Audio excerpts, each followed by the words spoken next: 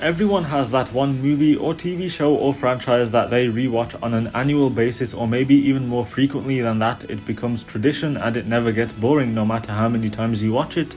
Even though you know exactly what's going to happen to the exact episode or exact time when it gets to a point when you're reciting entire scenes as they happen. But the feeling stays the same. That joy you feel for this movie or TV show won't fade away. That franchise for me is How to Train Your Dragon. My love for it knows no bounds. Well, there is one bound, but we never talk about that ever. And apart from that, whether it's the movies or the spin-off TV shows or the specials or even the games, or the stage show, the original live action, any piece of media to do with How to Train Your Dragon, I'll get stuck in, I'll get involved, and the latest of that is the most divisive of them all, and it's the live action movie with its trailer just being released, and that means I have the perfect excuse to talk about this story.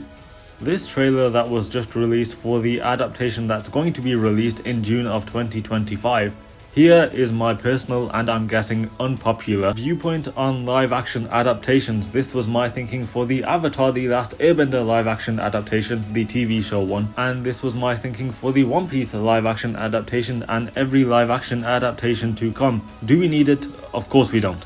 Is it necessary? Of course it's not. But as long as we keep getting them, I might as well try and maximize my enjoyment out of them, go into each one with an open mind. Yes, most of these adaptations fall short of the billing, but again, I would rather not walk into it already hating it, because then no matter how good it actually is, I'm not going to have fun regardless. There's always the chance that it turns out to be genuinely good, so even though it's a 1% chance, I'll get my hopes up enough to be surprised and have a good time. And on the 99% chance that it is just the same old, then at least we still have the original to fall back on, and we can look back on the adaptation and laugh at it together. We've been getting live action adaptations for a while, what with the Dragon Ball one and the original Avatar: The Last Airbender one, both of which are the poster boys of terrible live action adaptations, but this current era of them I would say was kickstarted around 10 years ago when the Cinderella movie was released, as well as that of Beauty and the Beast and the Jungle Book. Now I cannot talk on Cinderella because I couldn't care less about that, but as for the other two, they were both good movies that I can rewatch and enjoy, so it's possible, definitely possible, even with the video game adaptations The Last of Us and Fallout,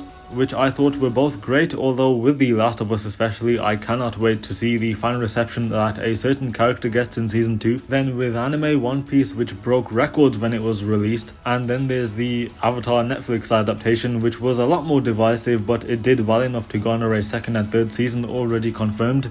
I'm not saying don't call out the bullshit when you smell it, because these things are obviously going to capitalize on nostalgia, which guarantees them a pretty good bit of money, maybe more.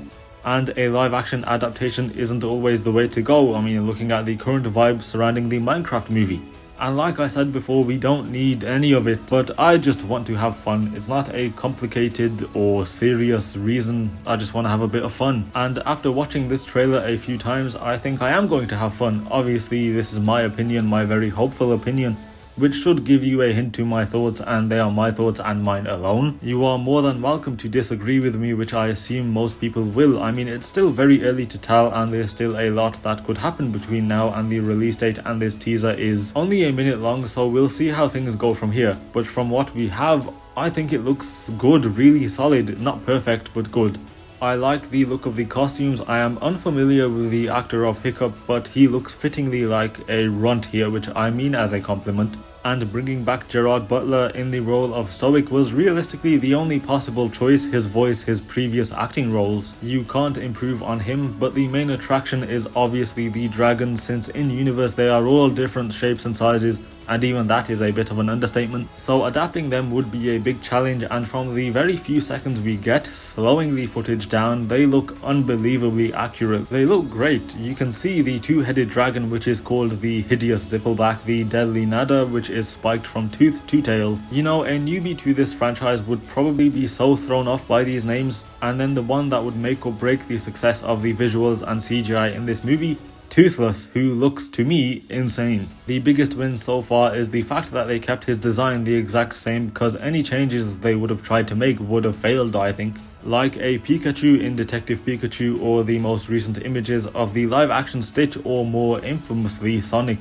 whose design was changed due to the immense backlash. Translating something to live action doesn't mean you have to make it look more realistic, which is a criticism of the live action Lion King. Photorealistic lions can't really show the same emotion as animated lions, so Toothless looks incredible. One thing I would say is that this scene where Toothless is found by Hiccup, in the original Toothless's eyes are completely constricted, sharp, but in the trailer they are dilated. I do hope that is changed, since at this point Toothless isn't trained yet, he's still a wounded wild animal.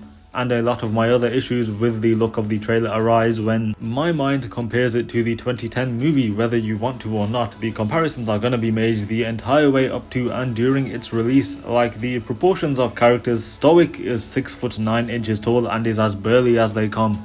And as good a casting that Gerard Butler is, he can't magically grow to that size. But what they've done with the makeup and costume looks good to make up for it. I heard he's wearing like 90 pounds of that stuff, as compared to the recent set images of the Moana live action where the Rock is clearly in a bodysuit, which is another way to go about it. And then something from One Piece, the character of Garp, who is 3 meters tall in the original, has been shrunken down to the size of a regular person, which worked out because the rest of the cast are regular sized people. But what happens if the One Piece adaptation continues deep into the story, say to the point where a character like Whitebeard is introduced, who is 6.66 meters tall? This guy is huge. So how would that be translated over to live action? And if he is kept at his insane height, then what's the metric of determining which characters get shrunk down and which remain that big? And that's the power of animation. It's the ultimate medium for storytelling, which is unfairly looked down upon by so many people, and it's another reason why live action adaptations fail. It's so ridiculously hard to bring these stories that have been made larger than life thanks to animation into real life. And it looks like a few scenes will be a shot-for-shot remake, which again adds to the point of view of this being pointless. It's just going to be a carbon copy of the original, but worse, which I do agree with. This isn't going to come anywhere near the magic of the 2010 movie, but a shot-for-shot remake is better than horrible changes being made, and with How to Train Your Dragon, any change that they would try to make would most likely be to its detriment. Like the scene showcased in the trailer, why would they change perfection, the most important and iconic scene in the entire franchise? Why would it need any change? I am happy they kept it exactly the same, all the way down to Toothless's mannerisms. I don't expect the whole thing to be shot for shot, and Dean DeBlois has come out and said that it won't be, but I think the major story beats will. That's not to say a shot for shot remake isn't going to have its own issues, because that is certainly a hurdle that still needs to be overcome. Now think about the test drive scene from the animated movie. How does the adaptation improve or even match a scene of such quality like Test Drive? Again, one of the most iconic scenes in the entire franchise that, with how things are looking, I'm pretty sure is going to be a shot-for-shot remake from the original. I have no clue, but these uncertainties excite me more than they worry me. Obviously, you can tell I'm being very kind and optimistic about things. Like I said, I would rather go into things open-minded. Here is one thing though.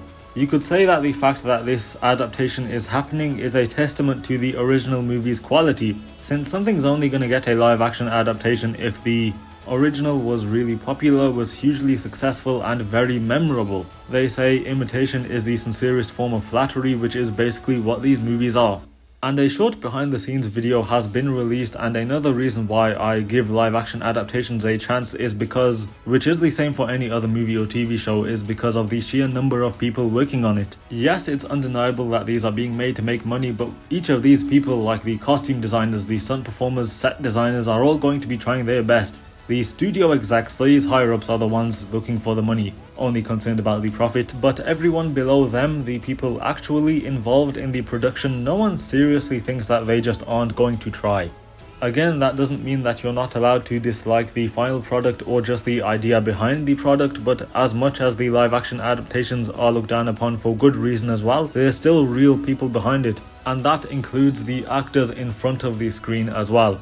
And then there is the topic of Dean DeBlois, who directed the original trilogy, and the fact that he made a statement in the past about not doing a live action adaptation. The live action was planned by the studio and he made the decision himself to direct it, so they get it right. He is on board, and again, I doubt he's going to actively try and make a terrible adaptation. So everyone's hesitation, everyone's criticism, everyone's skepticism is 100% justified. This is a path that has been travelled so many times before, with very few coming out again on the other side. This whole obsession that Hollywood has with live action adaptations is bad, and they more often than not end up tainting the legacy of the original, and the concept of originality moves further and further away into the distance. There are a few successes, but they are very rare, so hedging your bets on the next one being good is a very risky investment.